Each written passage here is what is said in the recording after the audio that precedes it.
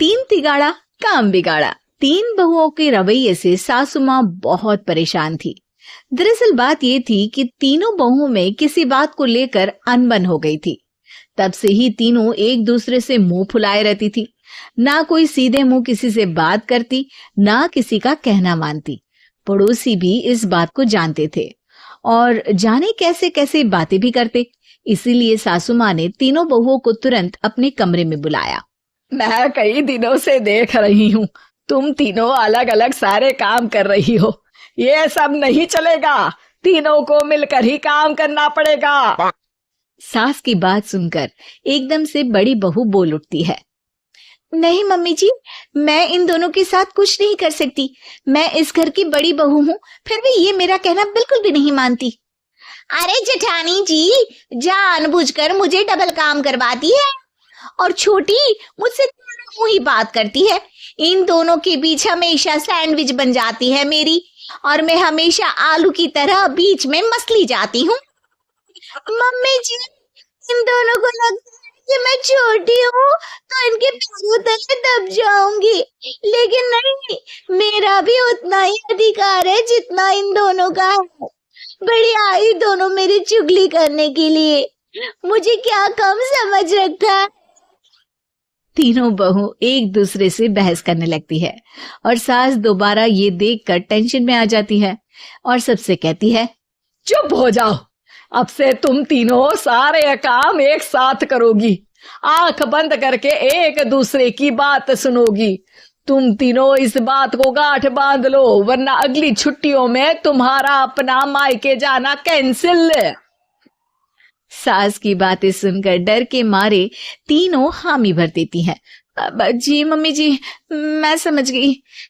Mummy जी, जैसा आप कहें, आप जो कहेंगे मैं वही करूंगी। तीनों बहू सास की बात को गांठ बांध लेती है और वादा करती है कि अब से सारे काम वो तीनों एक साथ मिलकर ही करेंगी।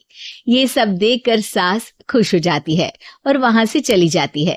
नीचे जाकर वो देखती है कि घर में शर्मा जी आए हुए होते हैं। सास जोर से आवाज लगाकर कहती है, अरे बहू, जरा चाय बनाकर तो लाना, शर्मा जी आए हैं। सास की बात सुनकर तीनों बहू तुरंत किचन की ओर भागती है और चाय बनाना शुरू कर देती है। मुझे तो एकदम मसाले वाली कड़क चाय पसंद है, तो हम शर्मा जी के लिए मसाले वाली चाय ही बनाएंगे। अरे नहीं दीदी, गर्मी के मौसम में मसाला चाय कौन पीता है? मैं तो शर्मा जी के लिए इलायची वाली चाय ही बनाऊंगी।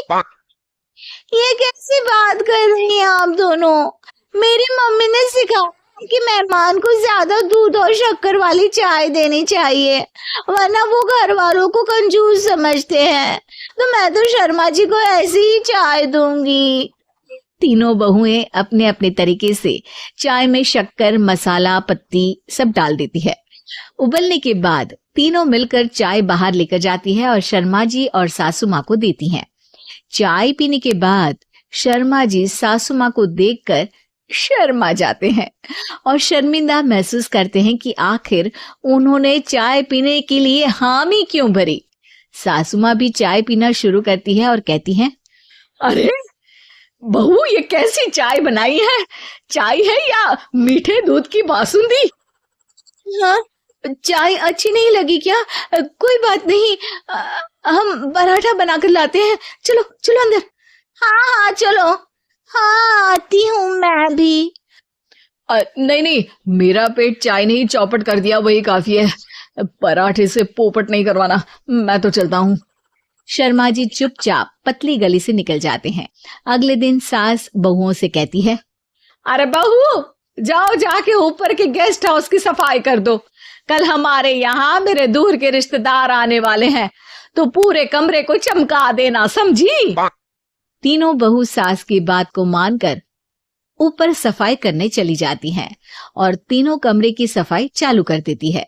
बड़ी बहू मकड़ी के जाले साफ करती है, तो बीच वाली झाड़ू लगाना और छोटी वाली सर्फ डालकर जमीन धोना शुरू कर देती है। अरे दीदी, जेठानी जी, अभी मैंने पूरी फर्श धोई और आप फिर से धूल नीचे गिरा रही हैं। और मछली जेठानी जी, आप बिना झाड़ू की धूल यहाँ छटक रही हैं। अरे तीनों को साफ करना है, एक साथ सफाई करते हैं ना। अरे वही तो, हम साथ साथ हैं, घर साफ साफ है। तीनों बहू ऐसे ही काम में उलझ जाती है और 2 घंटे तक एक ही कमरे की सफाई करती रहती है। बहुत देर से अपनी बहुओं को ना देखने के कारण सास ऊपर कमरे में उन्हें देखने जाती है, लेकिन कमरे में घुसते ही वो गीली फर्श पर फिसलने के कारण नीचे गिर जाती है। ओरी मोरी मैया, हड्डी मरोड़ के रख दी। अरे मेरी तो कमर ही टूट गई। तीनों बहुएं सास को उठाती हैं और बिस्तर पर सुला देती है। अरे मेरे हाथ पैर दर्द कर रहे हैं, दबा दो, आराम मिलेगा। हाँ जी माँ जी। अरे जी माँ जी माँ जी। और तीनों बहुएं एक साथ सास के हाथ को दबाना शुरू कर देती हैं। माँ की तो चीख ही निकल जाती है और नतीजा ये होता है कि सास के बचे हुए शरीर में भी दर्द उठ जाता है। हाय राम, ये क्या कर दिया तुम तीनों ने। अरे मेरी तो किस्मत ही फूटी है कि तुम जैसी बहुएं मुझे मिली। हे भगवान, पूरे शरीर में दर्द बढ़ गया है। अब तो पता नहीं कि चल भी पाऊंगी या नहीं। माफ करो, मुझे गलती हो गई मुझसे कि तुम तीनों को एक साथ काम करने के लिए बोला।